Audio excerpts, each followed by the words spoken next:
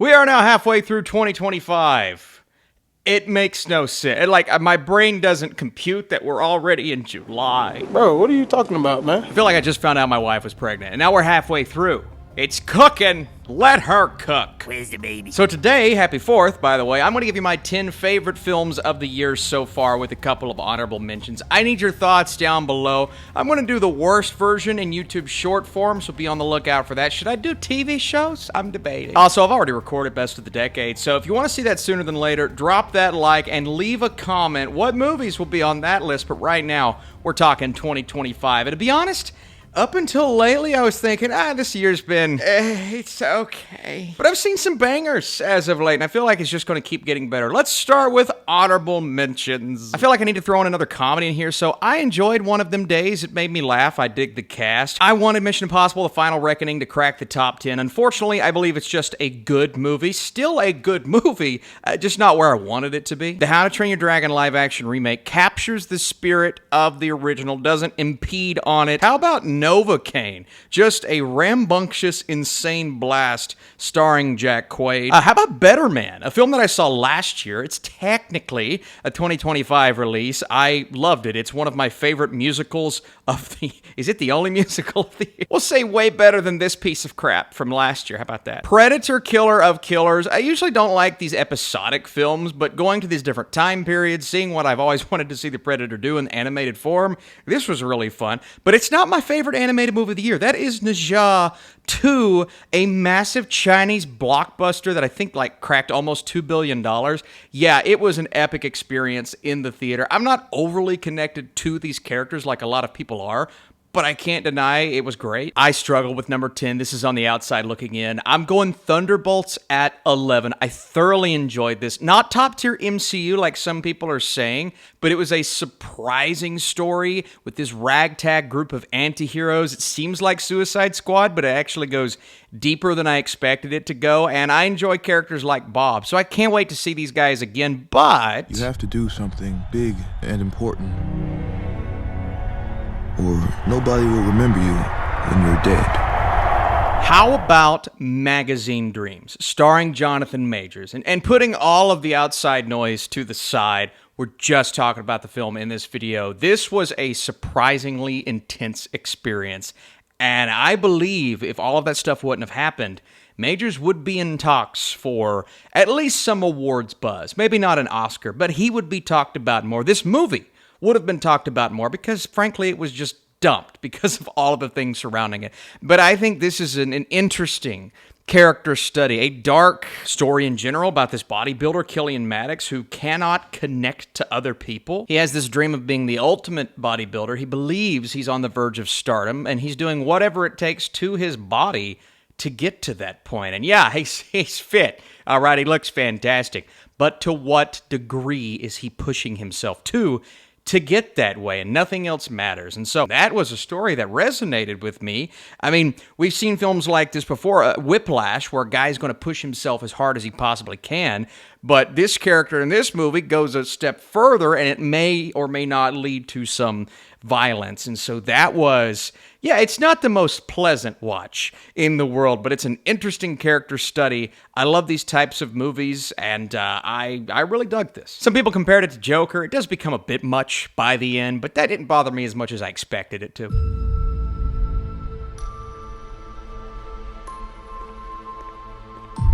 Do you like cigars? How about the John Wick spinoff, Ballerina? By the way, we're still in the 8 out of 10 tier, and so not a lot of 9s and 10s this year, but Ballerina thoroughly impressed me. I enjoyed the experience. First of all, I'm thinking, is this necessary? A John Wick spinoff, is it going to work? But it does.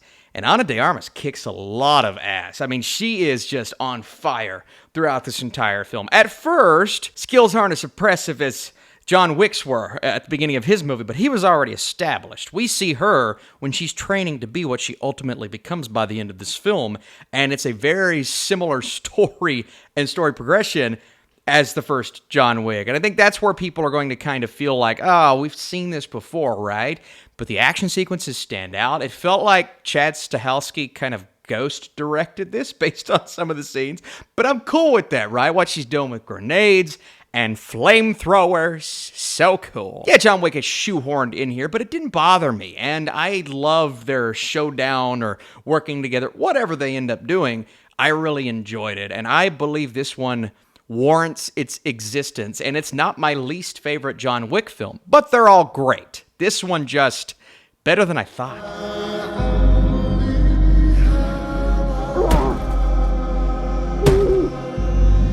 How about Companion? Sophie Thatcher, Jack Quaid. I didn't see a trailer for this, and this was I think it was a Regal mystery movie, and so I had no clue what I was in for. And I'm not even going to say it. Look, I know it's been out for months now. I'm not going to say what it ends up being, because there's a twist after a twist. Well, there are like 4 twists in this film, but I was unaware of where one of those was going, and it made the movie maybe a more enjoyable ride than it was for other people, and that's cool. Not everyone enjoyed that, though. There was an older couple in my screening, and they walked out going, never go on to a mystery movie again. That sucked. I'm thinking, buddy, you don't know cinema. Son of a...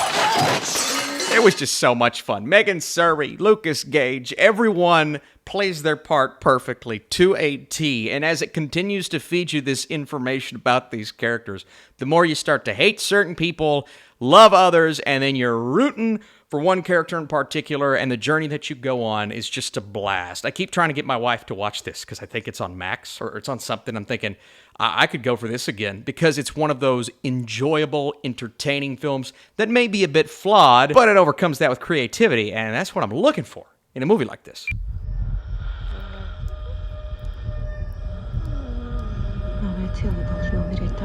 Bring Her Back from our director duo that brought us Talk to Me. I thought it was going to be a scary horror movie. Ooh, freaky things are happening, and that is happening, but it's more so just this tragic story of a mother who is trying to do anything to bring her child back, at what cost. And our 2 young characters come in, and they're basically, well, horrible circumstances there, but they're just kind of stuck. And this becomes kind of awkward in the beginning and slowly turns into absolute madness. But it's also heartbreaking. Like, no one really, well, everyone talks about it.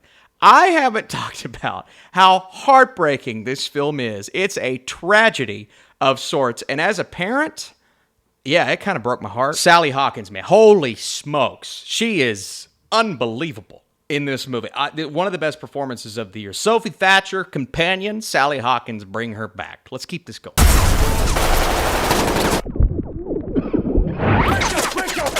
Warfare. One Alex Garland movie in my top 10. It's not the one that maybe I was expecting after that 28 Years Later trailer, which is still a movie I enjoyed, but not as much as some other critics. Look, I love movies like this, just dropping you in the heart of the mission at hand, this platoon of Navy SEALs, and you think it's going to be, all right, we're going to go in, infiltrate, we're going to see the entire thing play out, but it ultimately becomes a survival story. Something horrible happens, and they're just trying to make it out alive. And that was kind of jarring. Well, really, there are a couple of jarring sequences. And one explosion of sorts that absolutely terrified me. Jump scares don't work on me, but that I shook. I was shaking. I watched this in IMAX, or RPX. Maybe it was RPX. It was unbelievable to see in that format, man. What an immersive experience. And yeah, I could make complaints.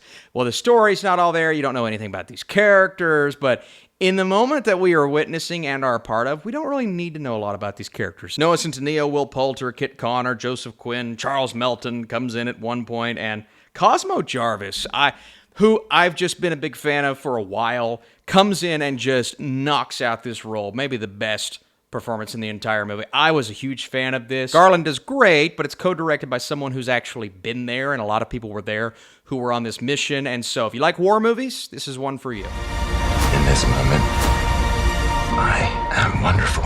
The Life of Chuck. Mike Flanagan. You know what I realized? I left this off of my June tier list because I watched it in like mid-May, and then I said, I'm going to put it on my June tier list. Never did, so apologies.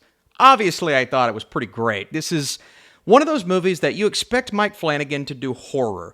And there is a Stephen King, because this is a King story, a Stephen King-ism to this story, mostly towards the end, but how it is laid out and how it is presented to us with Tom Hiddleston's character is beautiful. I thought that first act was stunning. It's an apocalyptic setting, but you don't really know what's going on until you finally know what's going on. And then it reveals itself to you as it goes back in time, and we get to see Hiddleston shine. And that middle sequence was very straightforward and simple, but there's something so beautiful about it. And then the beginning with the young versions of our character, Mark Hamill playing a pivotal role in his life, was awesome. And ultimately, this comes together at the end. Now, it takes a second to get there, and maybe the way it presents itself is going to be jarring, going from Act 3 to Act 1 and out of structure.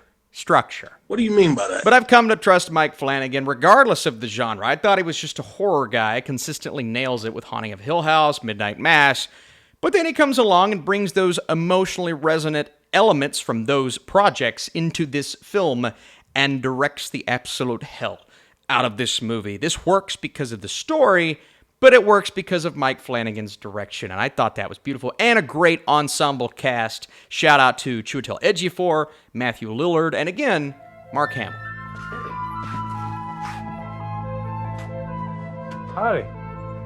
Howdy. Look, it's a very distinct style, sense of humor. We talked about a comedy already, but I alluded that there would be one more on this ranking. If you've never seen I Think You Should Leave, first of all, go watch it. If it's not your sense of humor, you'll know after the first skit, okay? You'll understand what style of show this is. That's a skit show kind of like Key and Peele, but Tim Robinson is as over the top as any comedic actor I've ever seen. He's hilarious. My sense of humor, ridiculous, but I love it. And he brings those exact same sensibilities to a story that's got a lot more depth than I expected. Now, where it goes, it's a little twisty-turny at times, doesn't know what it wants to be exactly. Is it focusing more on his marriage, more on his friendship, his work life, his home life? The idea of wanting to be more like Paul Rudd's character, which is awesome, but ultimately it's kind of an interesting reflection on male friendships and how we feel about each other and how we want to be free of the shackles of everyday life.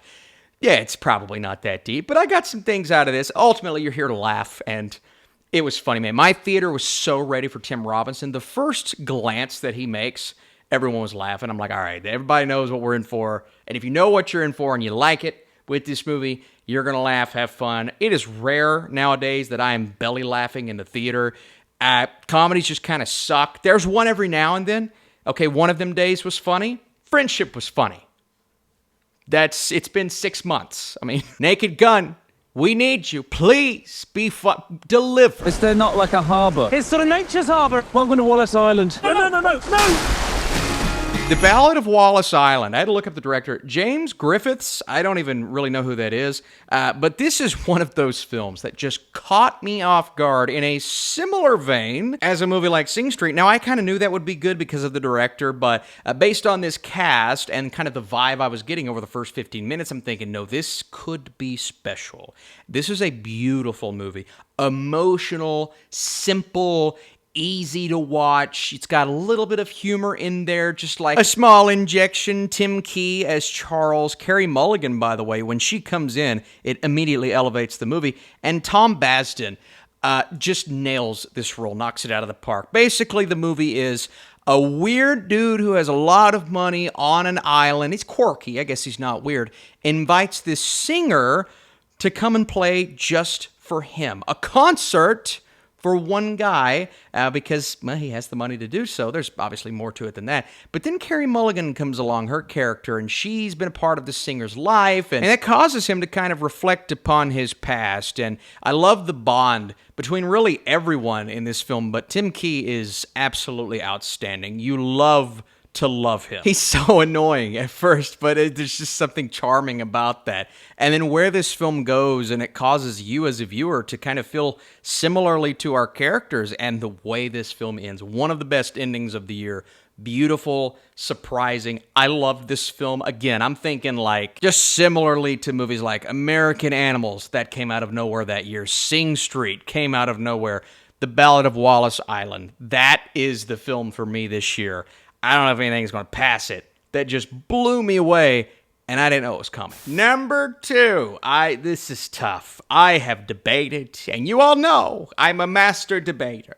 for weeks now, what's my number one movie?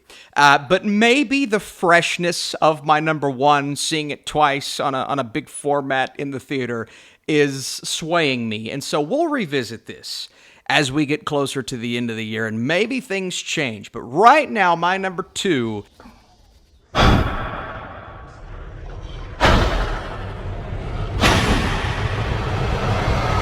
is Sinners. Sinners is outstanding. There's no denying this. It is a Best Picture nominee. I'm stomping my foot, claiming it right now. It's going to get nominated for Best Picture. You can clip this and revisit it. It's happening. Now, how far does it go at the Oscars? I don't know, but I could see numerous categories. Even some of the smaller ones like costume design and score. I guess score's not small. But what a beautifully directed original film from Ryan Coogler that almost feels like it's based on something. You know, some movies are just too good, original, big, grand, fantastic. I mean fantasy-wise, but really fantastic. It's a fantastic film to be original because it's like, well, I thought creativity was dead. People say that all the time, and then you get a movie like Sinners in the theater. Most of the time, these types of movies don't make a lot of money, and then I'm thinking, why did no one see this? Sinners made a lot of money. A lot of people saw it. They took those recommendations. They supported Ryan Coogler, and that's part of it, right? It's the big names. It's Michael B. Jordan, Ryan Coogler, Haley Steinfeld, Delroy Lindo. Everyone is amazing in this film, specifically Michael B. Jordan, who plays twins puzzle. And he's so good. I know this is crazy. I did tell them apart. There were distinct aspects of both of these characters, and I'm thinking, this guy is just unbelievable. And the effects are unbelievable. This is a beautiful movie to look at. Everyone knows the sequence with the music through the generations, and that is as magnificent as they come. And it threw me off the first time I watched. I'm thinking, what's happening right now? But I started vibing with it, as did everyone else in that theater. And I do know someone who did not stay for the end of this movie. I mean, the true end during the credits. And I'm thinking, buddy, you got to go back and rewatch Sinners, or just watch that part, because you have missed an integral part of this film, and really, it's a make or break moment. It makes it even better. And so Sinners is awesome. There's no debating. But right now, coming off the high, this may change. Who said anything about safe?